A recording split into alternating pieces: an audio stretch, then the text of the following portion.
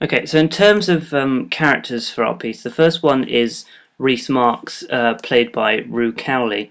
The convention we used to base this character upon is actually, surprisingly, Matthew Campbell from The Haunting in Connecticut.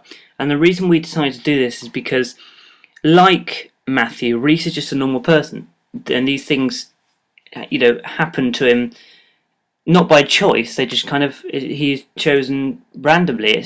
And he's just a normal person, and these things happen to him.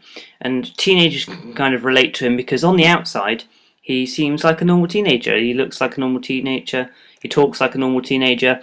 But what normal teenagers don't have to deal with is the loss of a brother. And so I think that teenagers can relate to each other when they're feeling sad.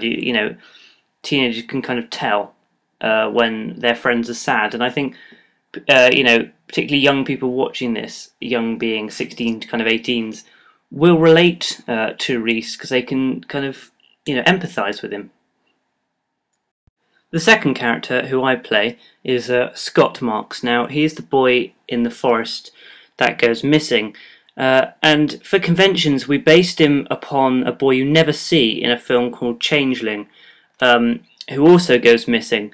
But we obviously made the character slightly older because, again, we wanted teenagers to be able to, empathise with this boy and, feel a sense of attachment to him. We also wanted parents to get attached to this boy because one of the parents' worst fears is their child going missing.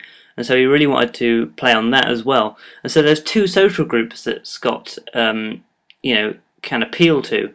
The teenagers because they can connect with him, and parents because it's their worst nightmare. They don't want their children to go missing. And so I feel that we challenge those conventions really well.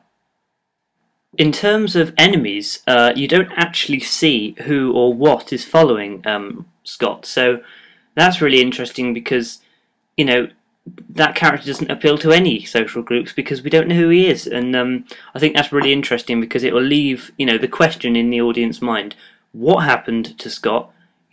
Was he taken by someone, something? And I think that's a really effective part of our opening.